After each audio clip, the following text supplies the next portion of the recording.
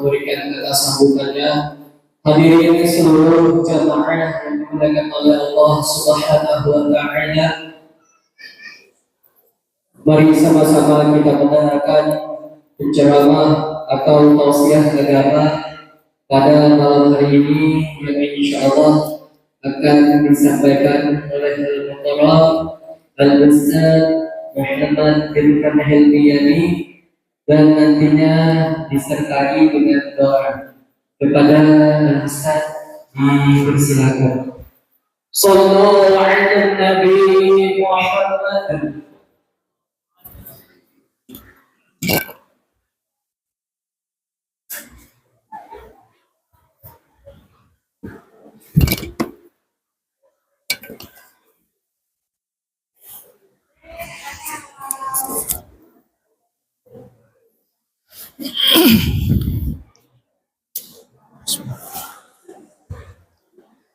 Assalamualaikum warahmatullahi wabarakatuh. Alhamdulillah, wassalatu wassalamu ala rasulillah Sayyidina Muhammad ibn Abdillah wa ala alihi wa sahbihi wa mawalah. Ashhadu an la ilaha illallah wahdahu la syarika lah, wa ashhadu anna sayyidana Muhammadan abduhu wa rasuluhu la nabiyya ba'dah. Allahumma salli wa sallim ala sayyidina Muhammad Sayyidi khalqillah wa khatami rasulillah sallallahu alaihi wa ala alihi wa sahbihi ajma'in, amma ba'du. Yang kami hormati, yang kami muliakan, kepada seluruh tuan-tuan guru, para alim ulama, para ustaz, para ustazah yang hadir pada malam hari ini. Mudah-mudahan kita yang berkumpul di masjid ini, walaupun cuacanya yang diiringi dengan guyuran hujan, tapi tetap kita mampu dan bisa melangkahkan kaki ke masjid yang insya Allah pada malam hari ini Allah curahkan rahmatnya sebanyak air yang turun dari langit. Dan kita berharap mudah-mudahan sebanyak curahan air hujan ini pula, sebanyak itu pula dosa kita diampunkan oleh Allah. Dan mudah-mudahan sepulangnya kita dari tempat ini tidak tersisa daripada dosa-dosa kita, baik itu dosa besar ataupun dosa kecil. Amin ya rabbal alamin. Bapak Ibu jamaah sekalian yang dimuliakan Allah, yang sama-sama kita muliakan juga kepada seluruh para panitia, hadirin hadirat yang dimuliakan Allah. Alhamdulillah, puji syukur kita kepada Allah atas limpahan karunia, taufiknya, hidayahnya dan inayahnya. Kita semua diberi oleh Allah kesempatan untuk bisa duduk di masjid yang mulia ini. Kita berharap mudah-mudahan selama kita duduk di masjid ini dengan niat beriktikaf, Allah berikan pahala yang sangat besar, dilipat gandakan daripada pahala kita. Selain kita duduk iktikaf, kita juga berniat untuk menuntut ilmunya Allah Subhanahu wa Ta'ala. Bapak Ibu jamaah sekalian yang dimuliakan Allah, disebutkan di dalam sebuah kitab namanya Kanzun Najah was Surur, karangan Syekh Abdul Hamid bin Muhammad Ali Kudus. Beliau ini salah satu daripada murid Sayyid Ahmad Zaini Dahlan, seorang mufti Mekah Madinah. Beliau punya banyak murid, Jadi beliau Said Ahmad Zaini Dahlan ini punya banyak murid yang menjadi ulama-ulama besar. Di antaranya kalau kita di pesantren itu ada namanya kitab I'anatul Talibin, yang ngarang itu namanya Syekh Muhammad Syata. Itu murid daripada Said Ahmad Zaini Dahlan. Kita punya ulama di Indragiri Hilir namanya Syekh Abdurrahman Siddiq. Beliau ketika ngaji di Mekah, guru beliau Said Ahmad Zaini Dahlan. Nah, jadi Said Ahmad Zaini Dahlan ini punya salah satu murid yang bernama Syekh Abdul Hamid bin Muhammad Ali Kudus. Syekh Abdul Hamid bin Muhammad Ali Kudus ini salah satu guru di Mekah, di Masjidil Haram. Beliau punya karangan kitab yang dikasih nama Kanzun Najah Was Surur. Di dalam kitab ini, Syekh Abdul Hamid bin Muhammad Ali Kudus menyebutkan salah satu di antara keutamaan bulan Rajab. Malam hari ini kita udah masuk malam ke-13 kan? 14 kan? 14. Jadi kata Syekh Abdul Hamid bin Muhammad Ali Kudus, "Ya'lam anna Rajaba, ketahuilah olehmu sesungguhnya Rajab itu syahrun fadilun, bulan yang memiliki banyak keutamaan. Di antara keutamaan daripada bulan Rajab, amalan yang sangat dituntut di bulan Rajab ialah satu, puasa. Puasa sunnah. Puasa sunnah di hari pertama bulan Rajab menghapus dosa selama 3 tahun. Puasa sunnah di hari kedua bulan Rajab menghapus dosa 2 tahun. Puasa sunnah di hari ketiga bulan Rajab menghapus dosa 1 tahun. Puasa sunnah bulan Rajab di hari keempat sampai hari terakhir, 1 harinya menghapus dosa 1 bulan. Ulun ulangi lagi. Ini bapak-bapaknya kawakah? Maju ke depan sedikit, Pak. Suaranya nih agak ujung, ya. Jelas kan di belakang, Pak? Nah, punya jelas merah di belakang situ ada baik. Baik.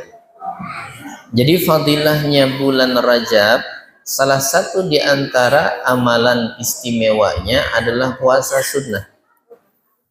Jadi puasa sunnah di bulan Rajab tadi masing-masing punya keistimewaan dari hari pertama, 2, dan 3. Itu yang paling besar. Adapun hari keempat dan seterusnya sampai akhir bulan, maka puasa itu nilainya menghapus dosa 1 bulan. Dari hari keempat sampai akhir bulan itu seharinya menghapus dosa 1 bulan. Kemudian di dalam riwayat lain, Nabi kita Muhammad sallallahu alaihi wasallam menyebutkan, nanti kata Rasulullah di akhirat, di surga itu ada satu aliran sungai. Sungai itu diberi nama dengan Naharu Rajab, Sungai Rajab. Airnya abyad minal laban wa ahla minal asal. Sifat air Rajab tadi lebih putih daripada air susu, lebih manis daripada madu. Air ini akan diberikan Allah kepada seorang hamba yang pernah puasa di bulan Rajab, terserah puasanya hari apakah. Yang penting puasa Rajab. Nah, ini tidak dihitung mau hari pertama, 2, 3, pokoknya dalam 1 bulan tuh dia pernah puasa, maka kata Nabi akan diberikan air minum dari air aliran sungai Rajab yang ada di dalam surga. Jadi mun kita hendak puasa, misalkan bulan Rajab, ya, puasa bulan Rajab niatnya apa? Kalau punya qadaan, maksudnya berisi hutang nih, Bapak Ibu punya hutang puasa, supaya hutangnya terbayar, fadilah Rajab kada tertinggal. Apa niat puasanya? Bahasa kitanya aja nih supaya gampang. Aku niat puasa esok hari untuk mengqadha puasa Ramadan wajib karena Allah Ta'ala. Cukup. Jangan digabung. Sebab di dalam mazhab kita Imam Asy-Syafi'i ada sebahagian ulama yang mengatakan bahwa bila puasa fardu digabung dengan puasa sunnah niatnya, dua niatnya, maka dua-duanya justru kada dapat. Qadanya kada terbayar, fadilah sunnah pun kada dapat. Jadi macam mana niatnya? Cukup diniatkan ini. Sama kah bunyinya? Cek. Sama. Nyaring ini kah? Sama ini, sama matikan cek. Sayang baterainya. Soalnya agak jauh. Bapak Ibu jamaah sekalian yang dimuliakan Allah, jadi siapa yang puasa satu hari, namun kadakawa setiap hari, kadakawa hari pertama 2-3 udah lewat pangkitan, ini udah masuk malam ke-14 ya. Nah, masih boleh, masih ada kesempatan kita untuk berpuasa. Nabi kita sallallahu alaihi wasallam sabda Sayyidatuna Aisyah tidak pernah puasa itu ya. Di dalam sebulannya setelah Ramadan paling banyak puasanya itu di bulan Rajab. Di antaranya Nabi kita paling sering puasa itu di antaranya setelah bulan Ramadan, yaitu puasa Rajab. Mengingat fadilah dan keutamaan yang sangat besar. Jadi siapa yang puasa satu hari di bulan Rajab, terserah hari keberapa, yang penting masih bulan Rajab, maka Allah akan berikan jar Nabi air minum dari Nahru Rajab tadi. Sungai Rajab tadi, yang airnya lebih putih dari susu, lebih manis daripada madu. Itu yang pertama. Yang kedua, fadilah Rajab. Yang kedua, Syekh Abdul Hamid bin Muhammad Ali Kudus puasa istighfar. Beristighfar di bulan Rajab. Jadi ada istighfar khusus bulan Rajab nih. Namun kita belum suah mengamalkan, mudah-mudahan dengar ini semangat kita mengamalkan. Wa qala radhiyallahu ta'ala anhu anna man istaghfara fi Rajab bil ghadati wal 'ashiyyi yarfa'u yadayhi wa yaqul Allahumma ighfirli, wa fi riwayah rabbighfirli warhamni wa tub 'alayya. 70 marratan lam tamassan naru lahu jildan. Siapa yang beristighfar di bulan Rajab setiap pagi dan sore, paginya itu habis subuh, sorenya itu habis maghrib, atau boleh juga muntalambat habis isya boleh. Yang belum terbaca, wah ini masih boleh baca. Pagi habis subuh, petang habis maghrib, atau habis isya. 70 kali 70 kali. Lafaz istighfarnya Rabbighfirli warhamni wa tub 'alayya. Amun berjamaah jangan dirubah juga, tetap Rabbighfirli, jangan Rabbana ighfir lana. Tetap Rabbighfirli, karena semua kita ini dituntut sikung-sikung bacanya Rabbighfirli warhamni wa tub 'alayya. Rabbighfirli warhamni wa tub 'alayya. Baca 70 kali. Apa fadilahnya? Lam tamassan naru lahu jildan. Maka ada jaminan kulitnya kada disentuh api neraka kayak di akhirat. Baca tu istighfar. Rabbighfirli warhamni wa tub 'alayya. Lam tamassan naru lahu jildan. Maka kulitnya tidak akan disentuh oleh api neraka. Banyak yang kada yakin nih dengar gini. Oh, bujuran juga kah aja. Emangnya neraka tuh ampunnya inya? Ya, waninya menjamin. Api neraka tuh ampunnya kah? Kita kalau bicara tentang masalah karomah, ini kita sedikit masalah karomah, karena orang wah ini banyak yang kada percaya lagi wan karomah tuh. Kalau zaman Nabi, zaman Rasul namanya mu'jizat. Sesuatu yang Allah berikan di luar kebiasaan. Ini kalau kepada seorang wali, kepada kekasih-kekasih Allah namanya karomah. untuk meyakinkan di zaman Nabi, di zaman para Rasul itu, supaya umat-umatnya yakin, Allah kasih mukjizat. Nabi itu, Nabi kita Muhammad SAW lagi kumpul sama sahabat. Nabi ini kalau makan minum kada mau sorongan, berbagi. Ada air susu sedikit, amun diminum semua sahabat tak bakal cukup. Kada bakal cukup, zahirnya kelihatan air susu itu sedikit, tapi kalau diminum semuanya sahabatnya tidak bakal cukup. Tapi apa yang terjadi? Diminumkan oleh Nabi, keluar air susu dari sela-sela jari Rasulullah SAW. Itu namanya mukjizat. Jadi sesuatu yang Allah berikan kepada mereka para Nabi dan Rasul untuk meyakinkan nih para umat-umatnya. Nah begitu juga dengan karomah. Karomah ini Allah berikan kepada mereka para kekasihnya. Wali itu kan kekasihnya Allah, waliullah. Mereka kekasih-kasih Allah itu diberikan karomah. Ada yang bisa melipat waktu, di satu waktu bisa berada di beberapa tempat. Itu karomah. Ulun rasa melihat pian nih di Jakarta tadi, pas sembahyang di Masjid Istiqlal. Sekali video call ada juga ulun melihat pian nih. Ya, di diaman aja untuk ada melihat ulun di dua tempat dalam satu waktu. Nah itu salah satu karomah.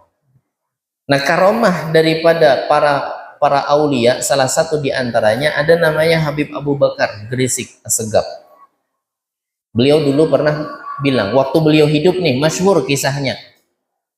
Jadi jar Habib Abu Bakar Assegaf Gresik, kaina kalau ulun meninggal dunia, kalau saya wafat nanti, siapa yang ikut menyolatkan jenazahku maka tidak akan terbakar oleh api.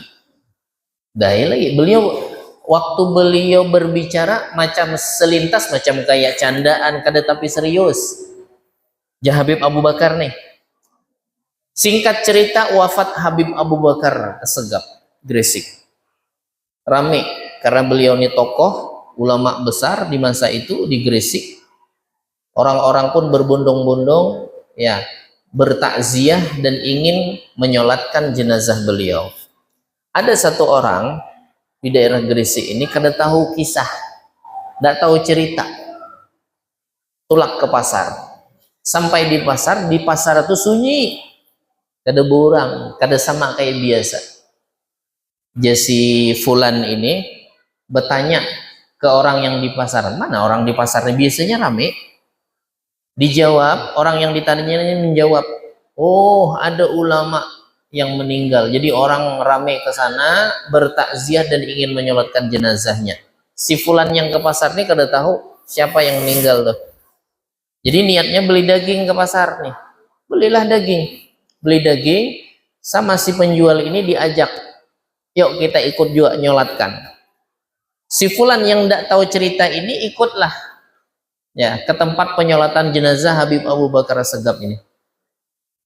Akhirnya tiba waktu menyolatkan daging tadi, ya orang awamnya kada paham juga, gantungnya diselawar.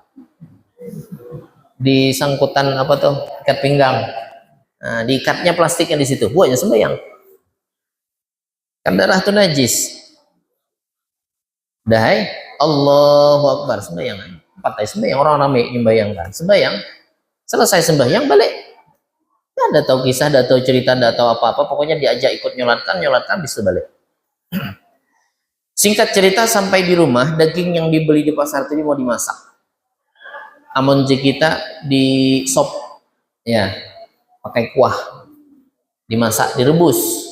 Lama merebus, diangkat dagingnya segar masih dagingnya. Kada masak.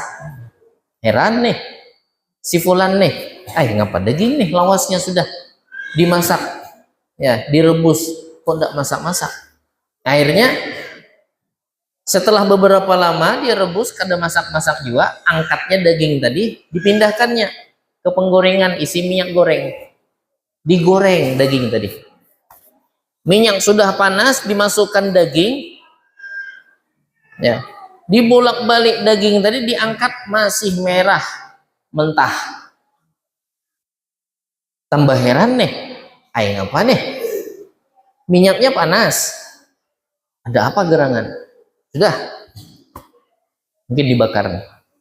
Angkat daging tadi dari penggorengan, nyalakan api, pakai bara api, dibakar daging tadi, set dibakar, dibolak-balik, tetap daging tadi utuh merah, mentah semacam tidak tersentuh oleh api.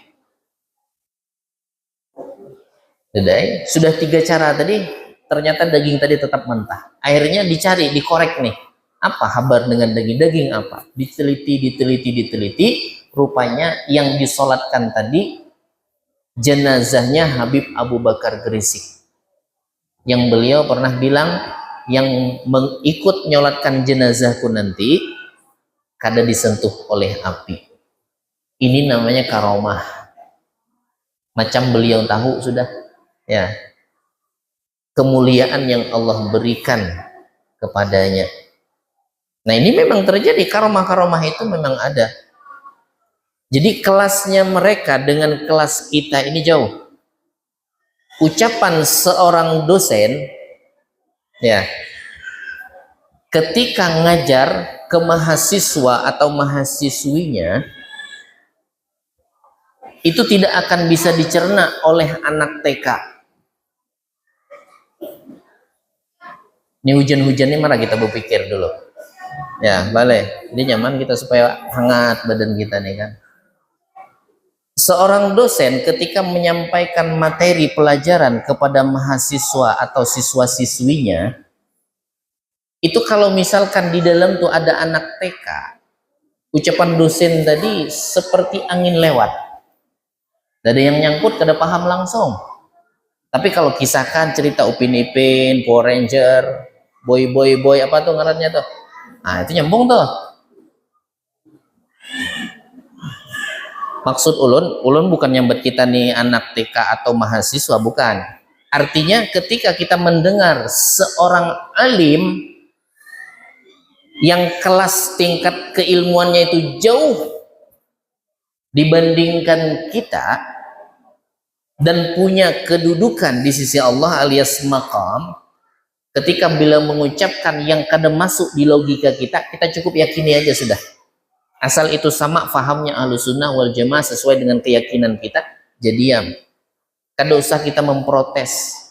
Seperti yang disampaikan oleh Syekh Abdul Hamid bin Muhammad Ali Kudus, anna man istaghfara fi rajaba bil ghadati wal ashiyyi yarfa'u yadayhi wa yaqul Allahumma ighfirli warhamni wa tub alayya 70 marrah lam tamassan naru lahu jildan. Siapa yang istighfar Rajab pagi dan sore sambil ngangkat 2 tangan, kemudian dia membaca Rabbil firli warhamni wa tub alayya sebanyak 70 kali pagi dan 70 kali sore, maka kulitnya tidak akan disentuh oleh api neraka nanti di akhirat.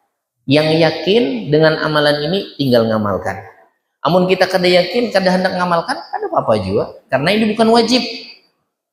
Nah, itu diantara keistimewaannya bulan Rajab. Jadi, dan ini sudah diamalkan oleh orang-orang soleh kita terdahulu, guru-guru kita pun mengamalkan.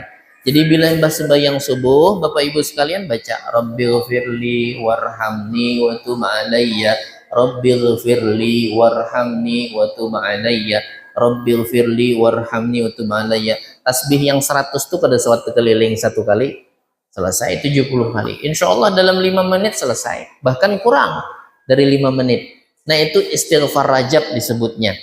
Dan ini spesial bulan Rajab aja. Keistimewaan ini diberikan di bulan Rajab. Adapun istighfar yang lain, nah ini beda lagi keutamaannya. Setiap istighfar itu bagus, tapi ini khusus bulan Rajab punya fadilah, punya keistimewaan. Jadi amalan atau fadilah yang kedua yang dianjurkan di bulan Rajab itu banyaki beristighfar. Maka ajar Nabi, Rajab syahrullah, bulan Rajab itu bulannya Allah.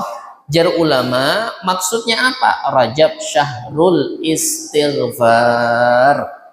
Bulan Rajab itu bulan banyaki minta ampun, bulannya istighfar. Lalu apa fadilahnya bulan Rajab ini banyak istighfar atau di bulan-bulan lain? Nabi kita Muhammad sallallahu alaihi wasallam bersabda, jar Nabi sallallahu alaihi wasallam, man lazimal istighfar, siapa yang melanggengkan, berarti kalau langgeng ini istiqamah sampai mati sudah. Istighfar itu dilanggengkannya, diistiqamahkannya sampai mati. Amun bahnu-bahnu, apa aja kita bahnu-bahnu? Bahasa Arabnya tuh ahyanan ba'dal ahyan, kadang baca kadang kada, itu belum istiqamah lagi tuh. Kalau kita ingin mendapatkan rahasia dalam suatu amalan, syaratnya satu diantaranya istiqamah. Ini kita banyak dapat amalan dari guru kita. Ini kalau ngamalkan ini fadilahnya. Ini kalau ngamalkan ini keutamaannya. Ini kalau ngamalkan ini faedahnya. Tapi kada istiqamah, tidak bakal dapat kita rahasia dari amalan kita tersebut. Jadi mau hendak dapat rahasia dari amalan kita, fadilah yang akan kita rasakan, istiqamahkan dulu, insya Allah dapat. Jadi jar Nabi, siapa yang istiqamah istighfar? Nabi kita mencontohkan, Nabi ini tidak punya dosa dan Allah jaga dari perbuatan dosa, namanya maksum, terhindar dari perbuatan dosa. Rasulullah tidak pernah kurang dari 70 kali istighfar dalam satu hari, walaupun kada ada bisi dosa. Di riwayat yang lain, Rasulullah ini tidak pernah kurang dari 100 kali. Jadi ada dua riwayat, ada yang bilang 70, ada yang bilang 100. Langgeng. Jar Nabi, siapa yang langgeng istiqamah terus menerus istighfar, 3 yang Allah kasih. Man lazimal istighfara ja'alallahu lahu. Siapa yang melanggengkan istighfar, maka Allah jadikan istighfarnya untuknya min kulli hammin faraja wa min kulli dhiqin makhraja wa razaqahu Allahu min haitsu la yahtasib. 3 yang Allah kasih. Pertama, setiap hari misalkan nih kita udah langgeng istighfar 100 kali, istiqomah, kada suatu tinggal, mau bulan apa saja tetap sehari astagfirullahaladzim, astagfirullahaladzim, astagfirullah. Terserah mau sekali duduk kah atau setiap sholat habis sembahyang 20 kali, habis sembahyang 20 kali, 5 kali sembahyang berarti 100 kali. Setiap hari kita baca. 3 yang bakal kita dapat mun sudah istiqomah. Tapi kalau sekali-sekali atau 2 hari 3 hari belum. Yang pertama, kalau kita punya masalah yang bikin kepala kita ini pusing, galau, suntuk, apalagi itu, banyak pikiran, kada nyaman perasaan, ya, yang istighfar terus menerus, ja'alallahu min kulli hammin faraja, maka Allah akan cepat kasih jalan keluarnya. Wa min kulli dhiqin makhraja, setiap kesempitan Allah kasih jalan keluar, setiap kali punya masalah Allah bikin lapang, nyaman aja. Jadi yang pertama, bila ada masalah cepat selesai masalahnya. Bila dia punya kesempitan Allah kasih kelonggaran, itu yang kedua. Yang ketiga, razaqahullahu min haitsu la yahtasib, Allah akan berikan curahan rezeki dari jalan yang tidak disangka-sangkanya. Jadi dulu ada kisah, kita ini beribadah sesuai dengan mazhab yang kita anut. Mazhab yang terkenal itu ada 4. Yang paling tuha itu mazhab Imam Abu Hanifah. Nomor 2 Imam Malik. Nomor 3 Imam Asy-Syafi'i. Nomor 4 namanya Imam Ahmad Ibnu Hambal, atau kita kenal dengan Imam Hambali. Nah, kita ini penganut mazhab Imam Asy-Syafi'i. Mayoritas Indonesia ini bermazhabkan Imam Asy-Syafi'i. Kalau di Maroko mazhabnya Imam Malik, ya. Ada sebahagian di daerah di kota-kota yang lain mazhabnya Imam Abu Hanifah atau Imam Hambali. Jadi suatu hari seorang ulama mazhab namanya Imam Hambali, tinggalnya di Baghdad, Irak. Beliau ini ulama yang sangat terkemuka di masa itu, ahli hadis. Imam Hambali ini hafal hadis 1 juta, Pak. Lawan riwayat-riwayatnya. periwayatnya tuh siapa. Jadi beliau hafal hadis tuh 1 juta. Beliau ini gurunya Imam Bukhari. Dalam ilmu hadis, yang sering kita dengar ilmu hadis itu ada Imam Muslim, ada Imam Bukhari. Imam Muslim ini murid daripada Imam Bukhari.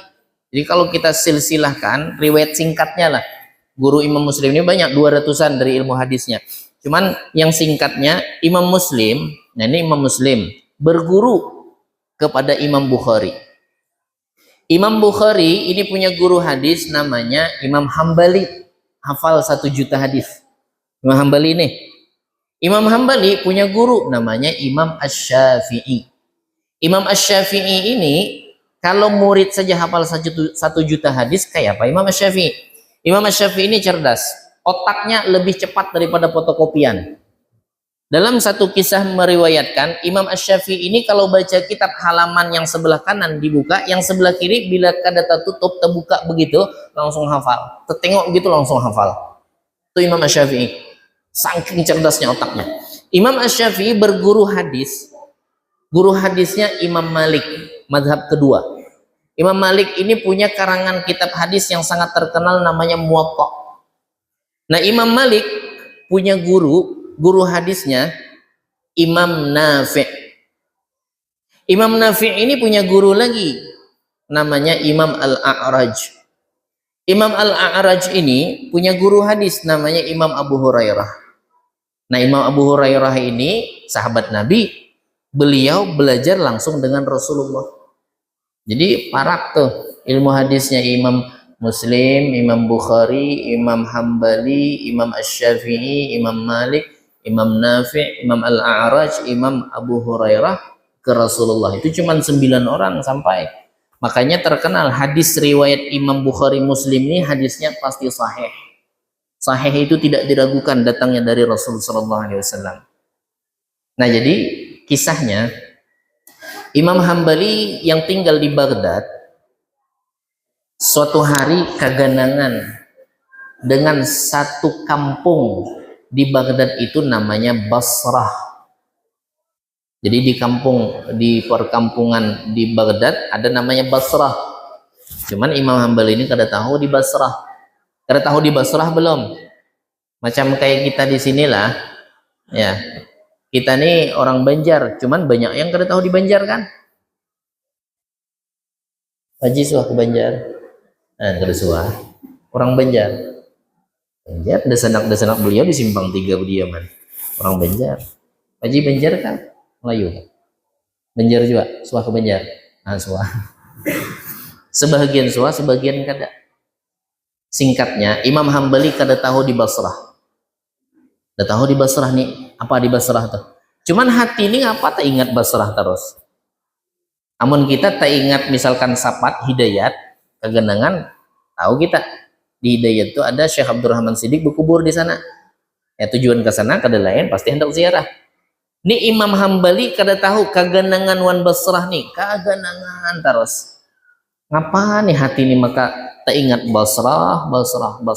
Tahu kampung ada namanya Basrah, cuman kada tahu di situ ada apa. Singkatnya Imam Hambali putuskan, amun kayak itu ulun tulak ke Basrah. Apa nih di Basrah nih? Kegenangan banget nih wan Basrah. Tak ingat terus.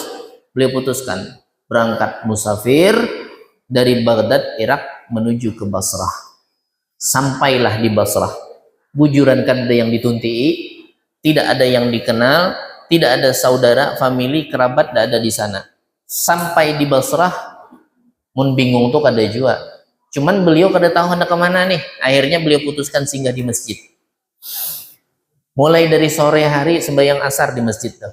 Sampai teka malam, maghrib, isya. Sembahyang di masjid yang ada di Basrah tadi. Udah tahu nih hendak nginap di mana pulang malam nih. Maka lagi musafir, Basrah sudah sampai nih. Yang Kegenangan lawan Basrah tadi udah sampai ke Basrahnya. Ada apa? Tidak ada apa-apa. Waktu itu belum ada sesuatu. Jadi beliau pun putuskan istirahat di masjid. Rupanya apa? Dari zaman dahulu yang ngarannya masjid itu memang gak ada boleh orang guringan, dilarang juga. Karena khawatir. Ya, apalagi itu sound system bekorong wasi itu apa maksudnya? Supaya gak dihilang karena sound systemnya mahal. Ya, itu tinggi kayak itu masih berkurang wasi lagi. Itu antisipasi, bukan suuzon sama yang masuk ke masjid, bukan, karena banyak kejadian. Mesin anunya hilang, kipas angin hilang, sanyo yang masih berbunyi aja hilang. Ya. Jadi dari zaman dahulu orang sudah antisipasi. Jaga-jaga, bukan menuduh. Akhirnya Imam Hambali putuskan istirahat dalam masjid. Selesai sholat isya, ada kaum masjid nih menutupi lawang masjid, dikunci-kunci lawang masjid. Melihat ada orang tua berbaring di masjid nih, didekati oleh kaum masjid. Ya Syekh, ya Fulan, mamnu antas tariha fi hadzal masjid. Mun bahasa kitanya nih, Tuan, Pak, ulun minta maaf lah. Ini masjid kada boleh Pak istirahat dalam nih. Ukhruj. Halus bahasanya. Ukhruj itu jadi kita keluar Pak lah. Keluar aja Imam Hambali. Ya disuruh kaumnya keluar tadi. Dah keluar, kunci pintu masjid, dah ada lagi yang terbuka. Imam Hambali tadi keluar dari dalam masjid, beralih aja, berpindah ke terasnya. Bukan pergi kemana gitu, karena beliau tidak tahu tujuannya kemana. Udah sampai ke Basra ya ke masjid yang beliau tuju. Itu satu-satunya tempat umum diantaranya. Jadi istirahatlah beliau di teras. Selesai kaum tadi ngunci-ngunci pintu masjid, keluar hendak balik melihat si orang tua tadi, rupanya di teras masjid. Didatangi lagi. Orang tidak ada yang kenal. Dan beliau tidak memperkenalkan diri. Ini tawadhu'nya, rendah hatinya Imam Hambali. Seandainya beliau memperkenalkan, ulun Imam Hambali ini ulama Baghdad. Oh, pasti dimuliakan, pasti diagungkan, pasti dihormati.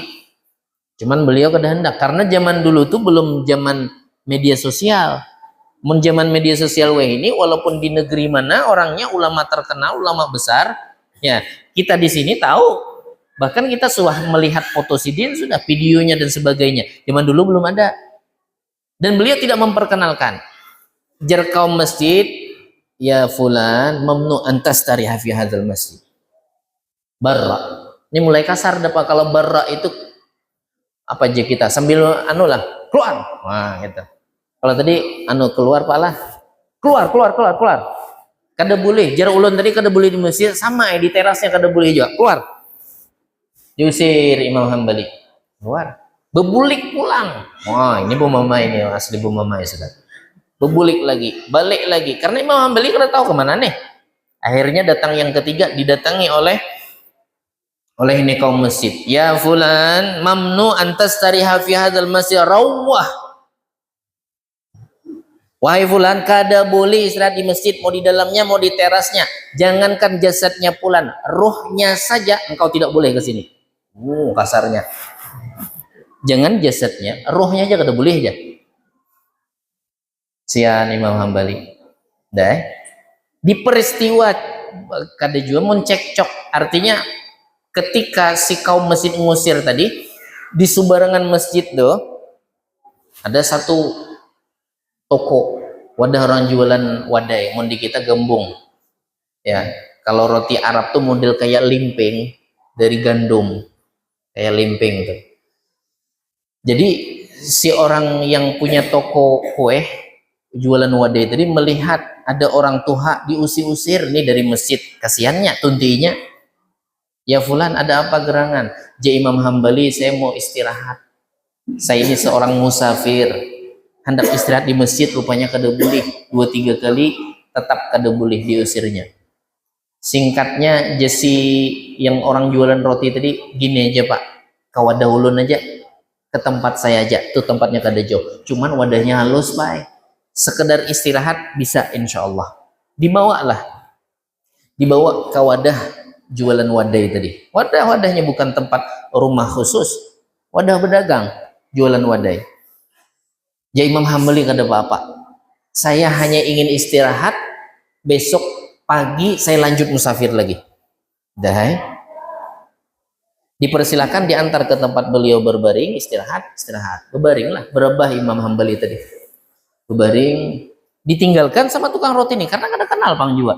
Kada ada bepandir rancap, bepandir ini itu berkisah-kisah ndak. Beliau ada kerjaan, madun jualan pagi besok. Madun wadai. Dan ditinggalkan Imam Hambali pun berbaring. Cuman kada jauh karena wadahnya tuh kecil. Ngadon, mulai ngadon nih. La ilaha illallah, subhanallah, walhamdulillah, wala ilaha illallah, Allahu akbar. Tak ngadon, astagfirullahaladzim, astagfirullahaladzim, astagfirullahaladzim. Pokoknya sepanjangan madon tuh mulutnya kada berhenti berzikir. Di antaranya istighfar yang sangat jelas didengar oleh Imam Hambali. Astagfirullahaladzim, astagfirullahaladzim, astagfirullahaladzim. Tangiang-iang Imam Hambali lagi berabah nih kada teguring. Bangun Imam Hambali, ditunti isidin si tukang roti yang ngadon tadi. Diparaki oleh Imam Hambali karena Imam Hambali ini tahu persis keutamaan istighfar itu apa. Beliau hafal hadis 1 juta, jelas banyak di situ. Di antara istimewanya istighfar tadi. Didekati oleh Imam Hambali, Tuan, jadi Imam Hambali, bolehkah ulun bertanya? Jadi tukang roti, boleh hai bertanya apa? Ulun mendengar nih pian nih istighfar terus. Ya kada henti-hentinya beristighfar. Berapa lawas sudah macam nih? Berapa lama sudah beramalan kayak ini nih? Jadi tukang roti, ini Pak udah lama ulun nih. Beristighfar ini memang dari zaman dahulu sudah beberapa tahun saya amalkan ini. Jadi Ji Imam Hambali, bolehlah lagi ulun bertanya. Boleh hajar sih Den. Nanya apa? Apa yang Bapak dapat setelah mengistiqomahkan istighfar seperti ini beberapa tahun? Jadi tukang roti, Tuan, saya tidak pernah meminta apapun kepada Allah kecuali Allah kabulkan. Nah, coba. Belum pernah saya minta apapun kepada Allah kecuali permintaan saya Allah kabulkan. Kecuali satu nih. Satu lagi yang belum. Saya ini, kata si tukang roti, kepengen betul berjumpa. Cuma saya tidak tahu yang mana orangnya, siapa orangnya. Cuma dengar kabar aja. Di Baghdad sana ada seorang ulama besar ahli hadis. Dia hafalannya aja 1 juta. Itu permintaan saya satu belum Allah kabulkan. Saya berharap kepada Allah, Allah pertemukan saya dengan caranya sebelum saya wafat. Jadi hendak bertemu dengan ulama hadis yang hafal 1 juta hadis yang diamnya di Baghdad sana. Itu lagi doa yang belum Allah kabulkan. Terperanjak Imam Hambali berdiri, Allahu Akbar. Diparaki si tukang roti tadi. Pak, kada usah lagi khawatir. Doa Bapak sudah kabul. Takajud sih nih. Yang berdoanya kabul. Ana Ahmad ibnu Hambal. Akulah orang yang Bapak minta kepada Allah yang hafal 1 juta hadis. Saya Ahmad ibnu Hambal atau Imam Hambali. Langsung dipeluk, berderai air mata, menangis, mengingat tidak ada sesuatu yang terhalang berkat istighfar. Apa aja yang diminta rupanya Allah kabulkan. Allahumma sholli ala sayyidina Muhammad. Luar biasa. Itu istighfar, Pak. Jadi takajud si tukang roti tadi.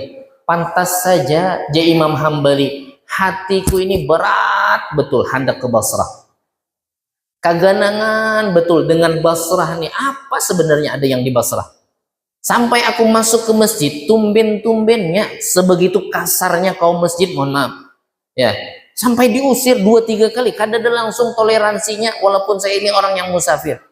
Diusir pertama, pindah ke terasnya. Diusir lagi, masih lagi hendak berbalik. Diusir yang ketiga, akhirnya tukang roti datang. Rupanya ya, yang menggerakkan hati saya ini keganangan terus ada doa, ada istighfarnya si tukang roti. Inilah penyebab kenapa saya datang ke sini. Coba bayangkan, selintas mustahil tapi bagi Allah tidak ada yang mustahil. Jadi bersihkan dulu diri kita, baru kita minta sama Allah. Makanya adab kita amun hendak berdoa, jangan kada beristighfar. Astaghfirullahaladzim, astaghfirullahaladzim, astaghfirullahaladzim. Allahumma, hanya baca salawat, hanya muji kepada Allah, hanya minta. Jadi jangan dalam keadaan kondisi kita kotor, penuh dengan dosa, langsung minta sama Allah, bersih dulu. Maka kada usah banyak-banyak dulu kita istiqomahkan 100 jadiam Bapak Ibu sekalian. Tapi istiqomah, tak bawa sampai ke mati, kada usah ninggalkan lagi istighfar 100 kali itu. Nah khusus bulan Rajab ini bertambah bang sedikit, 70 pagi 70 sore, lafadznya pun beda. Rabbil firli warhamni wa tub alayya, pagi 70 enak Rabbil firli warhamni wa tub alayya, malam maghrib atau imbah isya 70. Jadi kumpulannya 170, sisanya hari biasa merahat 100 saja dulu. Astagfirullahaladzim, astagfirullahaladzim. Jadi karena banyak sebenarnya amalan kita, amun hendak hajat kita semua kabul. Tidak ada yang bisa menghalangi. Yang menghalangi, yang menghijab hajat kita tidak dikabulkan oleh Allah, ya dosa kita. Itu tirai daripada doa kita tuh. Kenapa belum diijabah-ijabah sampai saat ini, yang dari dulu kita minta sama Allah? Mungkin ada satu kesalahan kita yang belum kita mintakan maaf kepada Allah. Mungkin ada satu perbuatan dosa kita yang membuat Allah murka kepada kita. Dan itu belum kita mintakan ampunan kepada Allah. Jadi sebenarnya kadang ngalih, kadang susah, kadang minta dengan Allah. Allah sudah janji, ud'uni astajib lakum. Jar Allah, mintalah kepadaku, maka permintaan kalian akan aku ijabah. Tapi kenapa permintaan kita nyatanya banyak yang kada kabul? Ya Allah, murahkan rezeki dari bahari, sempit belawasan rezeki kita. Ya Allah, berikan kesehatan, kada beempihan garing. Ya Allah ini, ya Allah, macam-macam kita minta sama Allah, tapi seolah-olah doa kita tidak diijabah oleh Allah. Ada apa gerangan? Padahal Allah sudah berjanji. Inna wa'dallahi haq. Janji Allah itu benar, pasti akan ditepati. Kada mungkin Allah kada menepati janjinya. Ud'uni astajib lakum, mintalah kepadaku maka permintaanmu akan aku ijabah, kata Allah. Kada mungkin Allah berpaling daripada janjinya. Tapi kok kenapa doa-doa yang kita panjatkan tidak kabul sampai saat ini? Mungkin salah satu di antara alasannya itu tadi, dosa kita banyak. Jadi istighfarkan dulu. Jadi amalannya setiap hari istighfar. Dan ini yang paling dituntut itu bulan Rajab. Mudah-mudahan ya setelah bulan Rajab ini termotivasi kita nih hendak beristighfar. Jadi di hari-hari yang berikutnya, di bulan-bulan yang akan datang, kada ampih lagi kita istighfar aja. Ya, rajin kita beristighfar. Kenapa? Sebab kita menginginkan hajat kita banyak. Hajat kita banyak kepada Allah Subhanahu wa taala. Jadi istighfar, mintakan ampun kepada Allah Subhanahu wa taala. Yang ketiga, terakhir. Jadi fadilah Rajab, keutamaannya, keistimewaannya yang dituntut untuk kita lakukan puasa. Yang kedua istighfar. Yang ketiga taubat. Taubat itu syaratnya 5. Bila terpenuhi 5 syarat ini, dosa ganal, dosa halus dihapus oleh Allah. Namanya taubatan nasuha. Jar Nabi, at-taibu minadz-dzambi kama la dzambalahu. Atau kama qala Rasulullah sallallahu alaihi wasallam. Orang yang bertaubat dari dosanya dengan taubat nasuha macam kayak bayi yang baru lahir. Kada ada dosa laginya. Bila hubungannya dengan Allah syaratnya 5. Bila hubungannya dengan manusia tambahi syuting. 1, ini syarat taubat. Al-iqla'u 'anidz dzambi. Ini syarat kita hendak bertaubat, dosa kita dihapus oleh Allah. Cabut perbuatan dosa, tinggalkan perbuatan dosa itu. Jangan separuh-separuh. Pagi taubat, tengah hari besaan pulang gawingin tuh. Itu belum nasuha. Nasuha itu bila sudah bertaubat kada lagi selamanya, tidak akan pernah lagi dilakukan, ditinggalkannya sejauh-jauhnya itu perbuatan dosa, itu namanya nasuha. Tapi kalau masih ngulang, itu belum nasuha.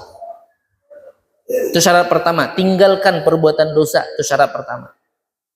Yang kedua, an-nadamu alaihi, menyesal. Jangan menceritakan dosa yang pernah kita lakukan di zaman bahari itu dengan rasa senang, bahagia, apalagi bangga. Dosa kecil bila dibanggakan jadi dosa besar. Bubuhanmu nih hanyar nyuntan mangga, ulun dulu wan pohon-pohonnya lagi. Bekisah tuh bangga, seolah-olah hebat dia. Itu berubah. Seandainya mencuri itu dosa kecil, maka dengan bangga dia menceritakan langsung berubah jadi dosa besar. Kada menyesal. Tanda orang menyesali perbuatan dosa itu bila tak ingat leleh banyu mata.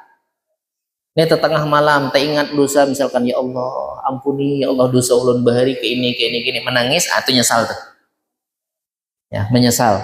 Tapi kalau cerita lawan kawan, lawan siapa bercerita, berkisah-kisah, tertawaan, ngisahkan dosa nih, itu tidak ada tanda-tanda penyesalan. Hati-hati, dosa yang dibegitukan diceritakan dengan bangga, ubahnya jadi dosa besar. Jadi yang kedua tadi nyesal. Yang ketiga, al-azmu ala alla ya'uda ilaihi kama la ya'udul labanu minad dar'i. Syarat taubat yang ketiga, berjanji. Ke siapa berjanji? Lawan diri seorang, bukan kepada orang lain. Berjanji kepada dirinya tidak akan mengulangi dosa itu lagi. Ulama mencontohkan, mohon maaf, kambing yang susu perah.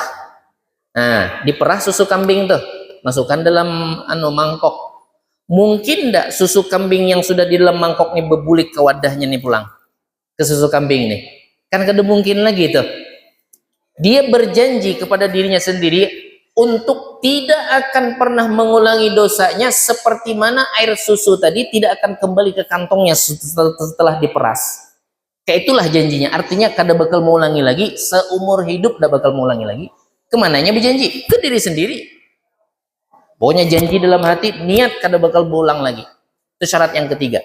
Syarat yang keempat, wuqu'ut taubati qabla wusulir ruh ilal hulqum. Terjadinya taubat itu sebelum ruh di tenggorokan. Amun sudah ruh di tenggorokan, taubat kada diterima. Amun masih diproses, ditarik dari kaki tapi belum sampai ke tenggorokan, masih diterima.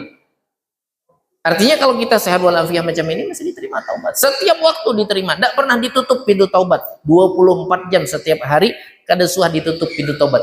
Kalau kau ada buka tutupnya leh. Jam 8 buka, ya jam 11.30 tutup. Itu kantor. Ya, kalau pintu taubat tidak pernah. Kapan saja kita mau datang kepada Allah, diterima bila kita bertaubat kepada Allah Subhanahu wa taala. Asalkan jangan ruh sudah sampai di tenggorokan. Bila ruh sudah di tenggorokan, taubat kada diterima. Itu yang keempat. Yang kelima, wuqu'ut taubati qabla tulu'i syamsi min maghribiha. Jatuhnya taubat itu sebelum matahari terbit di barat. Ini kan arah kiblat kemana kita? Sinilah. Ah, situ. Ke arah miring. Sebelum matahari terbit di barat, taubat masih diterima. Sebab bila matahari sudah terbit di barat, wah ini masih tenggelamnya di barat. Bila sudah terbitnya, munculnya pepagian terbit di barat, itu taubat tidak diterima. Karena itu min alamatil kubra. Tanda kiamat kubra sudah kada lawas lagi, itu hancur bumi ini. Nah, itu taubat kada diterima lagi. 5 syarat ini bila kita punya kesalahan dengan Allah. Dan 5 syarat ini juga berlaku kalau kita punya kesalahan dengan sesama manusia, cuman tambah 1 melawan manusia. Selain meninggalkan dosa 100%, menyesal, berjanji tidak mengulang, sebelum ruh di tenggorokan, sebelum matahari terbit di barat, tambah 1 lagi. Bila pernah zalim kepada orang lain, misalkan menzalimi berupa harta, maka harus dikembalikan. Ada suah ngambil punya orang tanpa ada haknya, bahasa kitanya mencuri kah atau menyuntan kah, yang jelas ngambil punya orang, hendak bertaubat, itu dibulikkan. Kalau barangnya masih ada, kembalikan barangnya. Kalau barangnya sudah tidak ada, anggarkan harganya.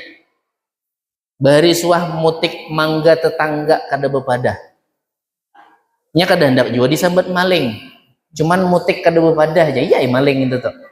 Ya, bertaubat nih, kayak apa cara taubatnya? Ingat, mangga hari itu berapa biji? Tunti'i yang ampun mangga, itu taubatnya. Sebelum kita minta ridha dan halalnya, belum cukup syarat taubatnya. Kalau mangganya masih ada, belikan mangganya, tapi kada mungkin 10 tahun yang lalu sudah. Ya, udah habis dimakan, anggarkan. Sudah tahu anggarannya, minta kepada pemiliknya, minta halal. Jar pemiliknya, ulun kada menghalalkan, mangga itu 50.000 sebiji, bayari. Kalau 2 biji 100.000 berarti. Kada bisa kita langsung minta halal. Ya, kayak apa nih urusannya? Dihalalkankah atau dibayari? Jar si yang ampun mangga, ulun halalkan.